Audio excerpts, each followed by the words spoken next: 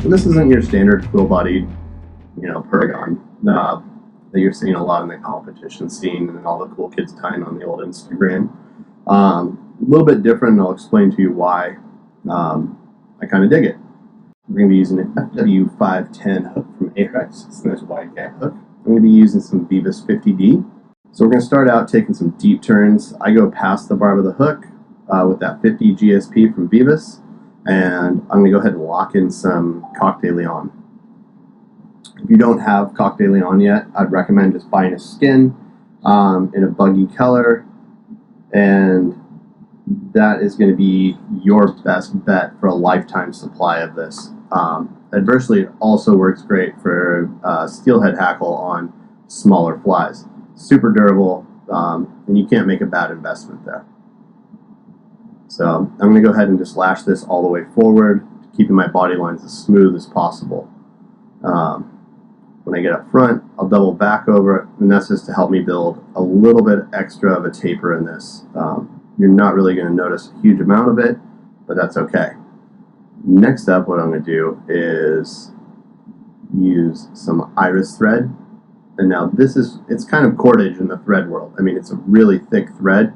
I use it a lot in smaller steelhead flies and also in saltwater flies for flats fishing. Tons of colorways, and it incorporates flash and color. So it's really cool for segmented bodies. This is a new product to the market. It's a tapered synthetic quill. If you've ever had like issues, trying to use these extremely chemicalized peacock quills without soaking them or whatever it might be, this is going to be a great substitution, and they're self-adhesive, incredibly translucent, come in all the colors that you need to create that body segmentation. And I can't be more stoked on these. You could probably even throw them on dries and wouldn't hurt you. Wrapping them over foam, and I have a whole bunch of stuff that I've been working on. So you can see I'm going to take this body quill and connect the turns, as best as possible. This is a light tan color. I believe it's I13. For me, it looks like a light tan. On the video, it looks much lighter than it really is. I'm going to go ahead and take my wraps all the way up to where my bead's going to be sitting, and then I'm going to start coming back and tapering my body. If you have the desire, you can put this in a bigger bobbin and work on it that way.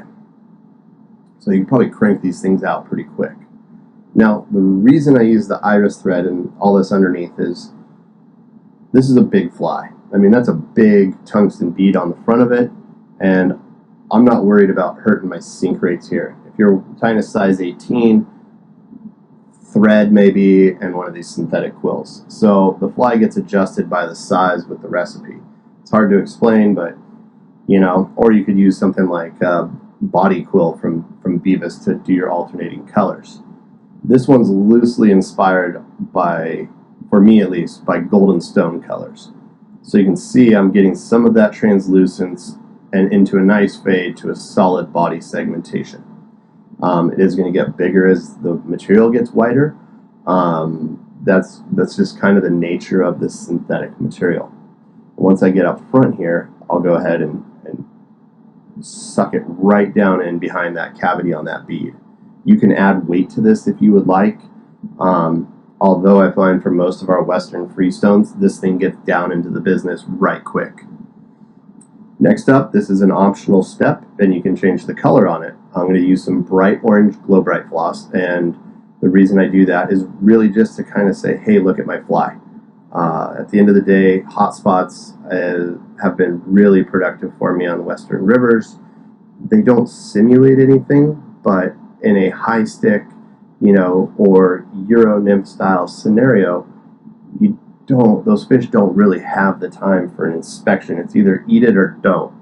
And after the fourth time you put it through there at them, they're probably going, all right, this has to be something.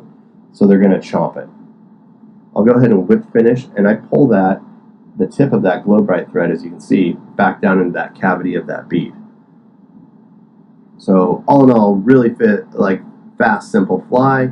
I'm going to coat it with some flow, And again, speed is not an issue, and you'll see more of that translucence starts to pop as that flow gets into that iris thread. So it's going to create a pretty amazing amount of depth of field to the fly and realism outside of that hot spot.